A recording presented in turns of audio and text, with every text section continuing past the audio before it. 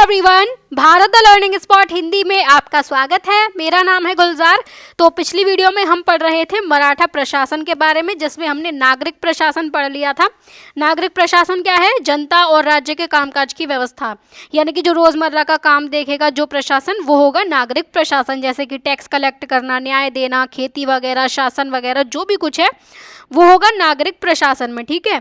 अब प्रशासन में ही एक टाइप और आता है सैन्य प्रशासन, मतलब कि ये होगा सेना से रिलेटेड। सेना और युद्ध से जुड़े जो भी काम हैं उनकी व्यवस्था देखी जाएगी सैन्य प्रशासन में, जिसमें सैनिक वगैरह, घोड़े वगैरह, नौसेना होती है, हथियार वगैरह होते हैं, युद्ध का काम होता है, सब कुछ इसी सैन्य प्रशासन में ही आता है। ठीक है। तो मराठा सशस्त्र सेना, सशस्त्र का मतलब क्या है? जिसके पास में शस्त्र होते हैं, यानी कि हथियार होते हैं। तो हथियारों वाली सेना जो है इनकी, मराठों की, ये 3 अंगों में यानी कि 3 पार्ट में डिवाइडेड थी। पहली थी पैदल सेना, ठीक है। दूसरी थी घुड़सवार सेना। पैदल सेना क्या है? जो नॉर्मली पैदल चलती है, युद्ध में जो है पैदल चलेगी, जिसके पास में हथियार होंगे। एक होती है घुड़सवार सेना, जो कि घोड़े पर सवार होती है। ठीक है, घोड़े के साथ में जो सेना चलती है।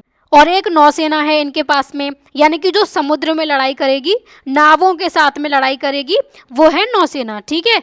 तो आपको क्या याद रखना है कि मराठा सेना 3 पार्ट्स में डिवाइडेड थी: पैदल सेना, घुड़सवार सेना और नौसेना। अगर हम बात करें घुड़सवार सेना की, तो इसमें 2 प्रकार के सैनिक होते थे। पहला टाइप था बारगीर का।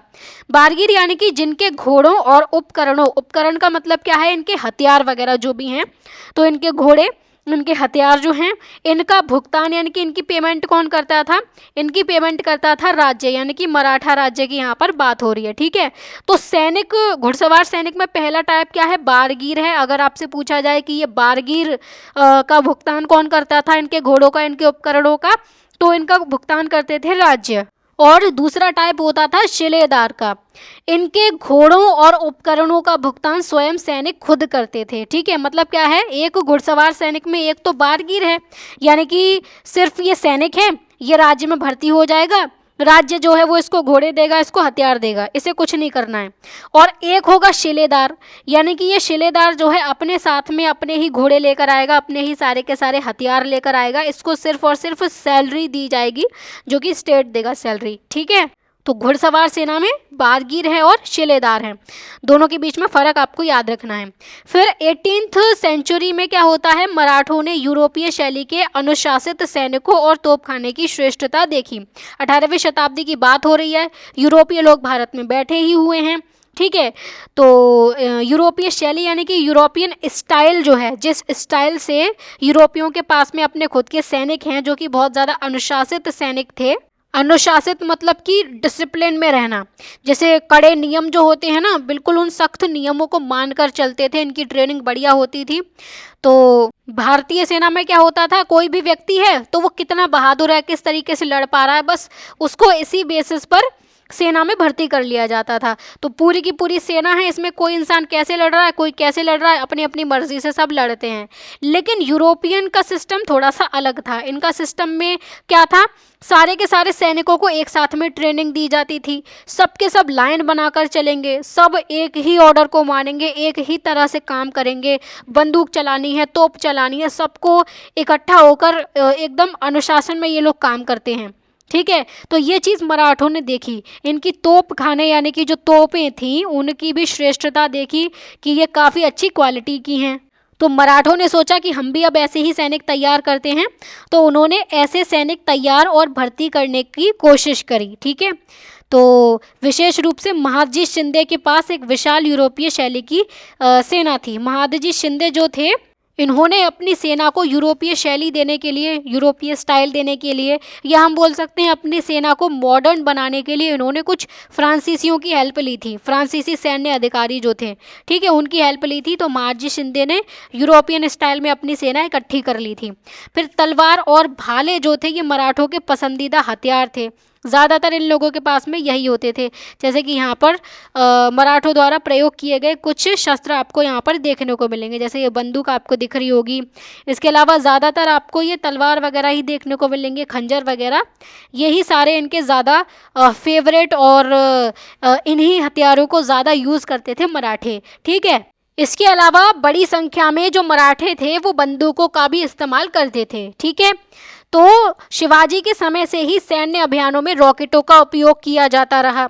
ये जो रॉकेट हैं ये आज जैसे रॉकेट नहीं है जो अंतरिक्ष में जाते हैं, ये हैं युद्ध में आग लगाने के लिए इस्तेमाल किए जाते थे, दुश्मन को डराने के लिए इस्तेमाल किए जाते थे, और इनमें बारूद भरी जाती थी। जैसे आप देखते हो पटाखे वाले जो रॉकेट होते हैं, है ना, पटाखे फोड़ते हैं जो, तो कुछ उसी टाइप से बड़े बड़े रॉकेट बना लेते थे ये लोग। ये पीछे इसके डंडी लगा देते थे ताकि बैलेंस रहे, है ना, जब रॉकेट आगे बढ़ेगा तो बैलेंस रहे, वो इधर उधर ना जाए। इसी वजह से पीछे इसके डंडी लगा दी और इस रॉकेट में भर देते थे बारूद। तो शुरुआत में ये जो रॉकेट बनाया जाता था ये नॉर्मल चीज़ों से, जैसे कि कागज़, बांस वगैरह से उसकी नली बना ली जाती थी, उसी में ही बारूद भर दिया जाता था। नली मतलब क्या है, एक मतलब इस टाइप का एक स्ट्रक्चर जिसमें कुछ भरा जा सकता है ना, तो इसी में ही बारूद भरकर जो है बारूद भर के उसको आग लगाई जाएगी।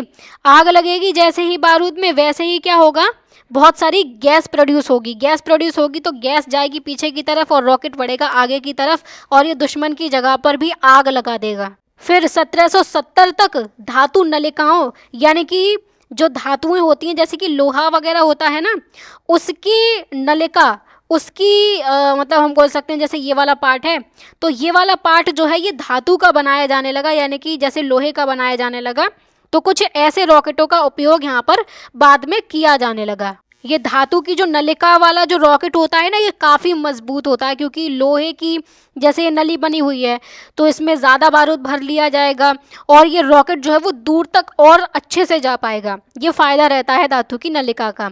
तो यहाँ पर युद्ध की नीति में क्या है, इनके पास में हथियार थे, कौन कौन से, बंदूक भी थी, तलवार थे, भाले थे और रॉकेटों का उपयोग भी करते थे। और 1770 तक धातु नलिकाओं वाले रॉकेटों का भी इन्होंने उपयोग किया। ठीक है, ये भी आपको याद रखना है, सैन्य प्रशासन में ही है ये सब कुछ।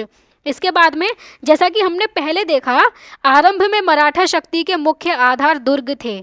दुर्ग यानी कि किले जो थे ये मेन आधार थे मराठा शक्ति का, क्योंकि छत्रपति शिवाजी ने भी काफ़ी बड़ी संख्या में दुर्गों पर नियंत्रण किया था और काफ़ी दुर्गों का निर्माण भी करवाया था। जैसे कि एक हमने सिंधु दुर्ग देखा था, है ना, क्योंकि ये सामरिक दृष्टि से महत्वपूर्ण मार्गों पर नियंत्रण और छापामार युद्ध के दौरान सेना को सुरक्षित रखने के लिए आवश्यक थे।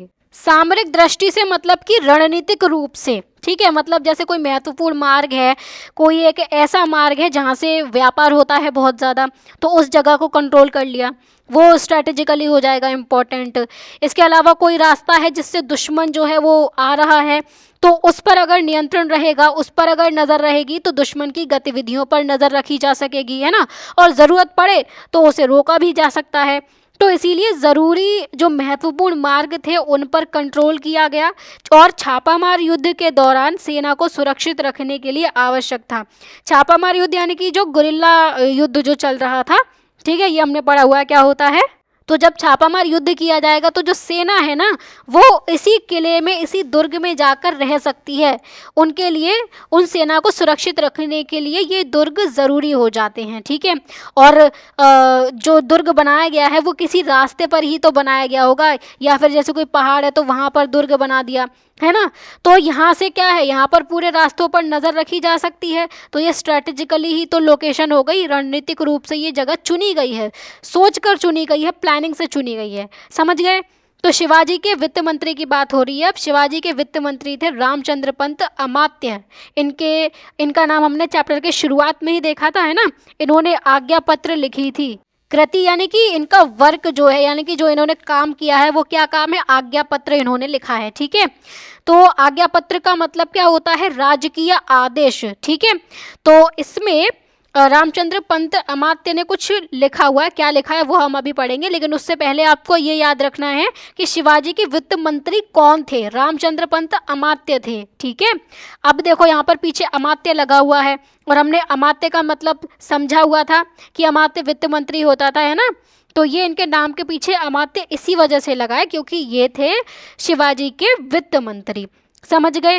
तो अब आगे हम बात कर लेते हैं इन्होंने क्या बताया है आज्ञा पत्र में। और हाँ, आपको ये भी याद रखनी है कि आज्ञा पत्र किसने लिखी है। ओके, तो इन्होंने लिखा है कि दुर्ग राज्य का आधार हैं। मतलब जो मराठा राज्य है उसका आधार, उसकी नींव दुर्ग ही है, वहीं से ही मराठा राज्य की शुरुआत होती है। बिल्कुल। तो उनके अभाव में अगर दुर्ग नहीं होंगे तो कोई बाह्य आक्रमण हो रहा है, यानी कि कोई बाहरी शक्ति जैसे मुगल्स अगर अटैक करेंगे या कोई सल्तनत है, गोलकोंडा सल्तनत वगैरह है, ये अगर अटैक करेंगे तो उनके समक्ष, उनके सामने राज्य नष्ट हो जाता है। ठीक है, अगर दुर्ग नहीं होंगे तो क्या होगा, कोई भी बाहरी आक्रमण होगा और राज्य नष्ट हो जाएगा, क्योंकि लोगों के पास में छुपने के लिए जगह नहीं होगी, कहाँ पर जाएं वो, तो हार भी सकते हैं। इसीलिए सभी पूर्व राजाओं ने दुर्गों का निर्माण करके देश को सुरक्षित किया। पूर्व राजाओं की यहाँ पर बात कर रहे हैं रामचंद्र पंत, यानी कि छत्रपति शिवाजी से पहले जो अलग अलग साम्राज्य के जितने भी राजा रहे वो सब दुर्ग बनवाते थे। तो उन्होंने भी इसीलिए ही दुर्ग बनवाए ताकि अपने अपने देश को, अपने अपने किंगडम को वो सुरक्षित कर सकें। ठीक है, तो यह राज्य यानी कि जो मराठा साम्राज्य है ये स्वर्गीय महान गुरु शिवाजी द्वारा केवल दुर्गों से ही बनाया गया था। अब देखो, स्वर्गीय महान गुरु की बात कर रहे हैं, यानी कि यहाँ पर शिवाजी मर चुके हैं, क्योंकि शिवाजी की डेथ हो जाती है 1680 में। लेकिन रामचंद्र पंत अमात्य शिवाजी के वित्त मंत्री थे और इनके मरने के बाद भी वो जिंदा थे, इसी वजह से उन्होंने यहाँ पर स्वर्गीय मेंशन किया है, क्योंकि आज्ञा पत्र उन्होंने लिखी है 1715 में। हमने चैप्टर की शुरुआत में यहाँ पर ये सन देखी थी, है ना, इसी वजह से बोल रहे हैं कि शिवाजी तो यहाँ पर उनकी डेथ हो चुकी है। तो शिवाजी ने जो दुर्ग बनाए थे ना, उसी वजह से ही ये जो राज्य है ये बन पाया, मराठा साम्राज्य बन पाया। औरंगजेब जैसे दुर्जय शत्रु ने, दुर्जय मतलब कि जिसे हराना बहुत ज़्यादा मुश्किल था, एक ऐसा शत्रु था ये औरंगजेब, बिल्कुल था। इतना बड़ा मुगल एम्पायर है, इतनी बड़ी सेना है इसके पास में, और ये आकर ये मराठों पर आक्रमण कर रहा है। तो यहाँ पर आक्रमण करके बीजापुर और भागनगर जैसे महान साम्राज्यों को जीता। बीजापुर तो बीजापुर सल्तनत थी, ये हमने देखी है। भागनगर क्या है, ये भागनगर है हैदराबाद। ठीक है, यहाँ पर एक जो मैप हमने देखा था ये हैदराबाद की बात हो रही है यहाँ पर। ठीक है, तो इसको भी इसने जीत लिया था और इसने बीजापुर को भी जीत लिया था औरंगजेब ने। किंतु दुर्गों के कारण ही मराठा राज्य दशकों के प्रचंड आघातों के बाद भी सुरक्षित रह सका। किस वजह से, दुर्गों की वजह से। अगर ये किले ना होते तो शायद मराठा साम्राज्य इतना बच नहीं पाता। ठीक है, तो दशकों का इनका प्रचंड आघात हो रहा है। आघात मतलब कि जो अटैक्स हो रहे हैं, जो आक्रमण होते रहे, बहुत तगड़े तगड़े आक्रमण हुए, और दशक का मतलब होता है 10 सालों का टाइम पीरियड। ठीक है, एक एक वर्ड यहाँ पर आपको मैंने क्लियर कर दिया है। चले अब आगे। तो हमने मराठा प्रशासन में एक तो नागरिक प्रशासन पूरा कर लिया है और दूसरा सैन्य प्रशासन पूरा कर लिया है। ठीक है, वो चीज़ हो गई प्रशासन वाला पार्ट। अब एक है समुद्री वर्चस्व, ये इनकी खासियत थी मराठों की। समुद्री वर्चस्व का मतलब है समुद्र में इनका वर्चस्व था, यानी कि दबदबा था, एक पावर थी मराठों के पास में। तो हम ये पढ़ चुके हैं कि शिवाजी ने पश्चिमी तट की सुरक्षा के लिए एक नौसेना का गठन किया था, है ना। पश्चिमी तट जो है ये वाला तट होता है, तो इसी की सुरक्षा के लिए शिवाजी ने नौसेना का गठन किया था। यहाँ पुणे है तो यहाँ पर इनका विस्तार हो रहा था इनके राज्य का, तो पश्चिमी तट की सुरक्षा करनी थी। लेकिन वहाँ पर क्या है, वहाँ पर तो समुद्र है, तो उसके लिए नौसेना चाहिए। फिर 18वीं शताब्दी में कन्हौजी आंग्रे ने, ये कन्हौजी आंग्रे कौन थे, ये मराठा साम्राज्य के बहुत ज़्यादा फेमस एक नौसैनिक सेनापति थे, नौसेना के सेनापति। ठीक है, एक तो नॉर्मल जो ज़मीन वाली सेना होती है उसके सेनापति होते हैं, एक ये जो नौसेना है इसके भी तो सेनापति होंगे, तो वो ये कन्हौजी आंग्रे थे। तो इन्होंने क्या किया था, इन्होंने भूगोल ज्ञान का इस्तेमाल किया, जो समुद्र वगैरह है, वहाँ पर जो पहाड़ वगैरह हैं, उन सब का इस्तेमाल किया इन्होंने, अपने ज्ञान का इस्तेमाल किया। युद्ध नीति का चतुर प्रयोग किया कि कैसे युद्ध किया जाएगा, उसका इन्होंने इस्तेमाल किया। तो उससे मराठों को अनेक नौसैनिक युद्धों में विजय दिलाई, किसने, कन्हौजी आंग्रे ने। तो ये कन्हौजी आंग्रे मराठों में एक इम्पॉर्टेंट फिगर जो है वो रहते हैं। ठीक है, जबकि मराठा पोत, पोत मतलब क्या होता है, शिप या जहाज, तो ये मराठा पोत यूरोपीय पोतों यानी कि यूरोपीय जहाज़ों से तकनीकी रूप से उन्नत नहीं थे। मतलब कि जो यूरोपियंस के पास में जहाज़ थे ना, उनके पास में अच्छी खासी टेक्नोलॉजी थी, बड़े बड़े जहाज़ हुआ करते थे, लेकिन मराठों के पास में इतनी अच्छी टेक्नोलॉजी वाले जहाज़ नहीं थे। लेकिन उसके बाद भी ये जीतते रहे कई सारे नौसैनिक युद्धों में। क्यों? क्योंकि भूगोल ज्ञान का और युद्ध नीति का इस्तेमाल किया गया था कन्हौजी आंग्रे के द्वारा। ठीक है, तो उस समय भारत में यूरोपीय लोगों की मुख्य शक्ति क्या थी, उनकी नौसेनाएं थी। क्योंकि ये यूरोपीय कहाँ से आ रहे हैं, यूरोप से आ रहे हैं, समुद्र के किनारे से आ रहे हैं, है ना। कहाँ है हमारा मैप, अगर मैं आपको दिखाऊं तो वर्ल्ड मैप में देखें तो यहाँ से ये यूरोप से यहाँ से आ रहे हैं, है ना। तो ये अलग अलग कंट्री से जो है वो यूरोपीय भारत में आए, तो इतना बड़ा समुद्र पूरे के पूरे अफ्रीका को पार करते हुए ये यहाँ पर भारत तक आ रहे हैं। और यहाँ पर अरेबियन सी है, अरब सागर है। तो यहाँ पर क्या करने लगे, इनके पास में, यूरोपियंस के पास में नेवी काफ़ी अच्छी है, नौसेना अच्छी है, तो वो इसी समुद्र वाले इलाके में ना अपना दबदबा बनाने लगे। जबकि भारत में बड़े बड़े राज्य चल रहे हैं, लेकिन उन लोगों ने ये नौसेना के बारे में सोचा ही नहीं कि इसका भी कोई इम्पोर्टेंस होगा। तो इसी वजह से अंग्रेज़ों ने यहाँ पर अपना दबदबा बनाया। ठीक है, अब दबदबा बना रहे हैं तो इसी वजह से क्या है, यहाँ पर युद्ध वगैरह चले मराठों के साथ में।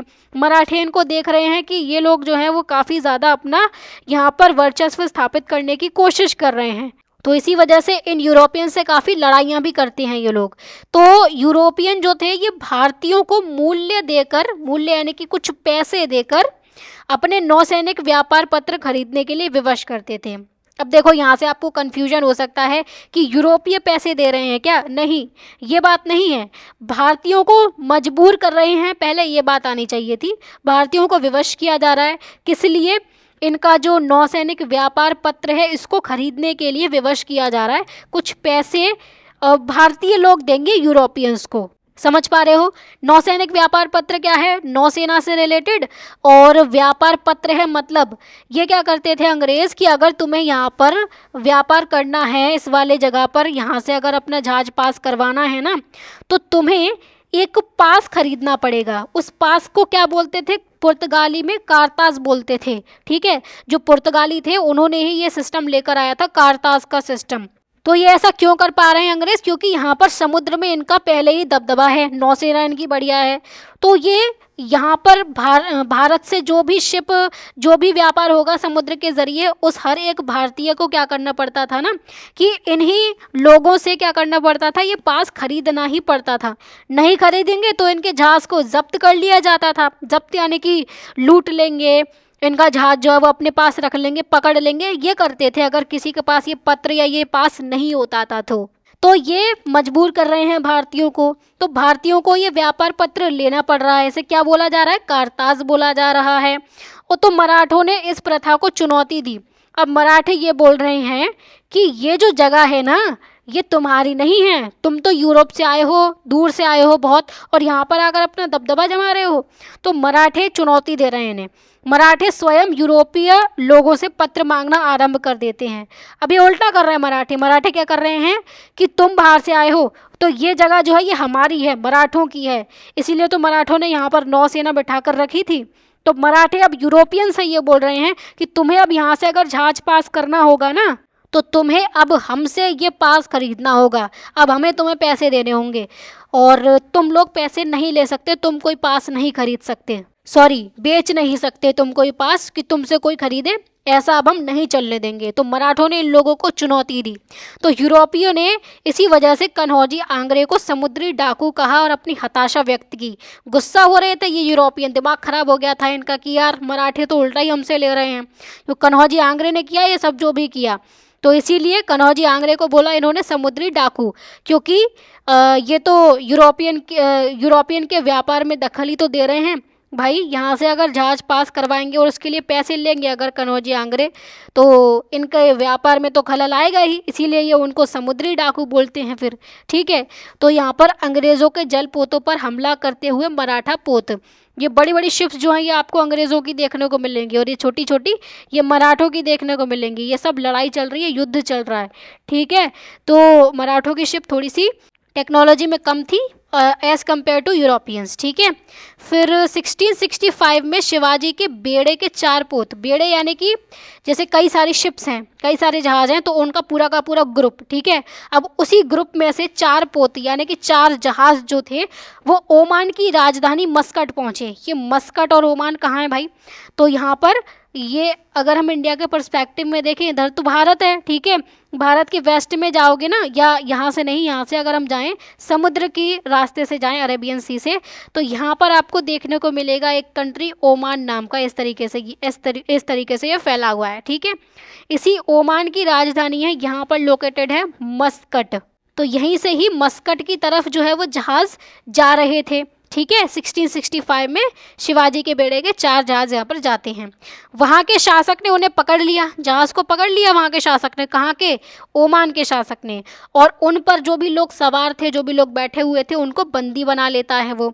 उसने शिवाजी की तटीय संपत्ति पर हमला करने के लिए कुछ पोत भी तैयार किए, कुछ जहाज़ तैयार कर लेता है वो, कि अब जो है मैं जाकर शिवाजी के जो भी तटीय संपत्ति है, जो भी उनका कब्जा है तट पर, उस सब पर मैं हमला करूँगा, ठीक है। लेकिन जब उसे पता चलता है कि शिवाजी की नौसेना में 100 से ज़्यादा जहाज़ हैं, तो वह अपने जहाज़ों के साथ में बंदरगाह में पीछे हट गया। बंदरगाह मतलब जो ये मस्कट वाली जगह है ना, ये समुद्र के किनारे तो है ही है, तो ये बंदरगाह है, तो वो यहीं के यहीं रुक जाता है। यहाँ से अपने जहाज़ लेकर वो निकल रहा था, लेकिन वो यहीं रुक जाता है, वो आगे नहीं बढ़ता है, क्योंकि उसे पता चलती है कि यहाँ पर शिवाजी के पास में 100 से भी ज़्यादा जहाज़ हैं, तो इसीलिए वो डरकर पीछे हट जाता है। तो ये पावर थी शिवाजी की नौसेना की, ठीक है।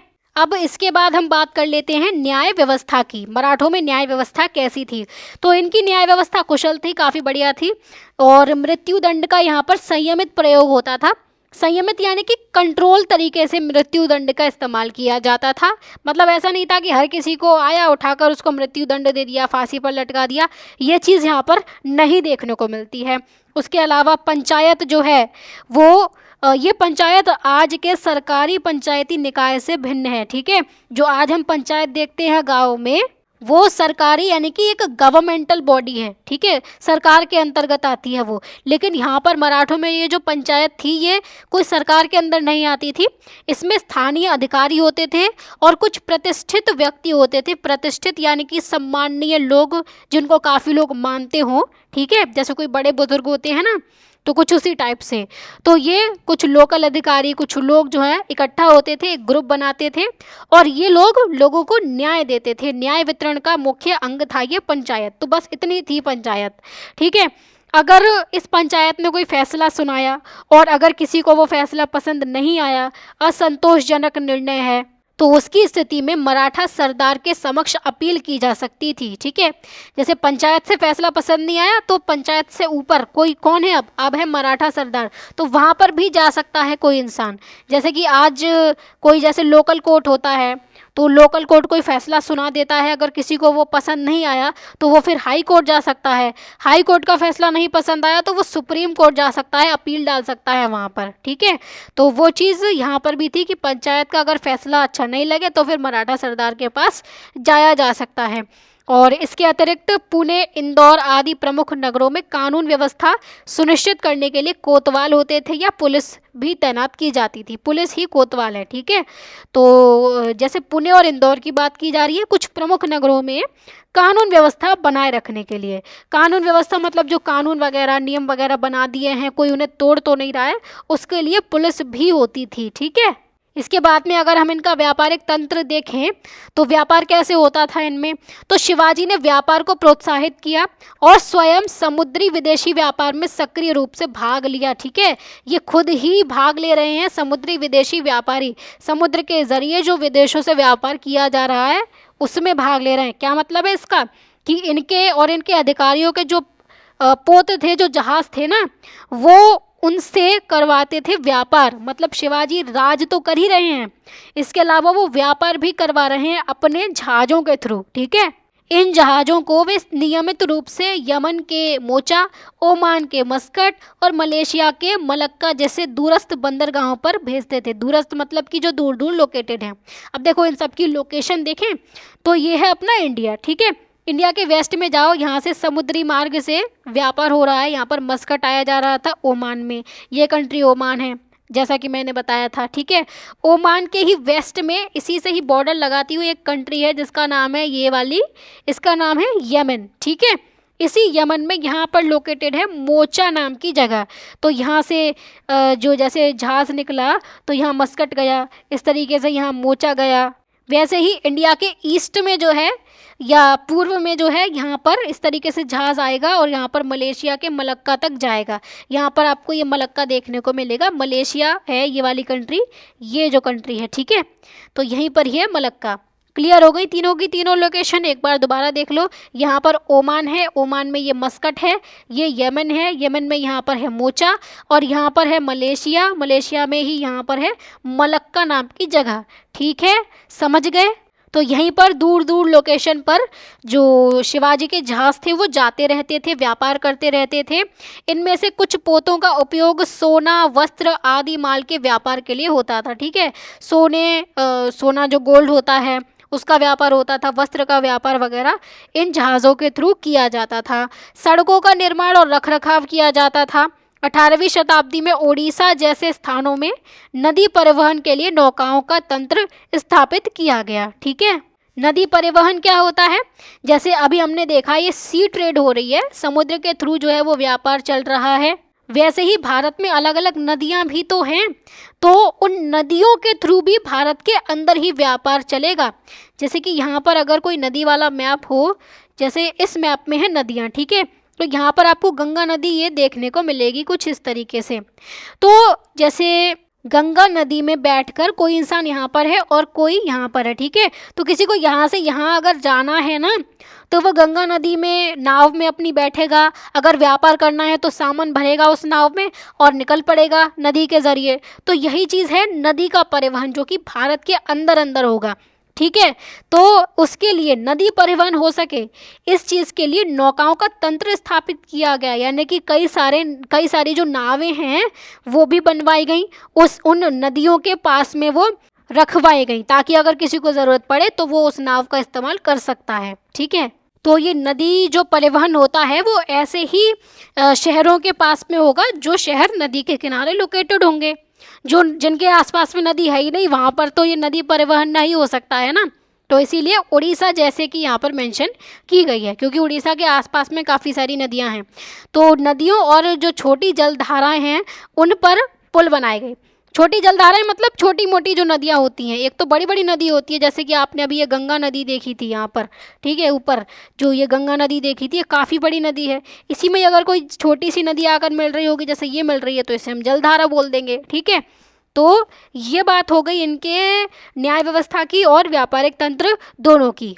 तो हमने सैन्य प्रशासन पढ़ा, उसके बाद में समुद्री वर्चस्व पढ़ा मराठों का, जिसमें कारताज सिस्टम पढ़ा।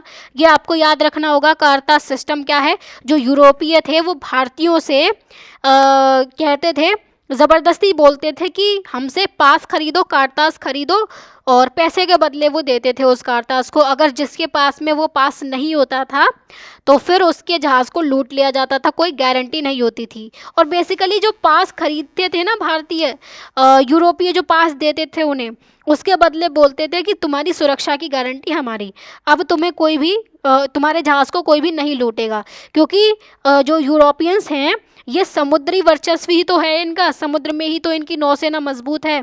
तो अगर जैसे ये मान लो समुद्र है, तो यहाँ से कोई जहाज़ जो है वो पास हो रहा है, अब यहाँ से कोई दुश्मन आ गया इस जहाज़ को लूटने के लिए, लेकिन इस जहाज़ के कुछ चारों तरफ जो है यूरोपियों के अगर जहाज़ चलेंगे, इसकी सुरक्षा करेंगे, तो नहीं लूट पाएगा ये दुश्मन इसको। ठीक है, तो यही सिस्टम है कारताज का कि सुरक्षा के बदले में ये पास लेते थे। बाकी हमने न्याय व्यवस्था देखी, पंचायत वगैरह देख लिया, पुलिस का सिस्टम भी देख लिया, और व्यापारिक तंत्र भी देख लिया कि देश विदेशों से दूर दूर तक जो व्यापार था वो होता था, और जो शिप्स थे वो भी जाते थे। ठीक है, क्लियर हो गया, हर एक चीज़ क्रिस्टल क्लियर होनी चाहिए बिल्कुल। तो इसके बाद में अब हमारा टॉपिक आएगा सांस्कृतिक पुनरुत्थान। ठीक है, मराठों में सांस्कृतिक विकास होगा, कैसे होगा, क्या होगा, किसने किया, ये हम जानेंगे नेक्स्ट वीडियो में। तो वीडियो अगर अच्छी लगी है तो वीडियो को लाइक करो, शेयर करो, और अगर कोई भी डाउट होता है तो कमेंट्स में मेंशन कर देना, एंड चैनल को भी सब्सक्राइब करके रख लेना। ठीक है, तो चलिए फिर मिलते हैं अगली वीडियो में, तब तक के लिए bye bye, take care and keep learning.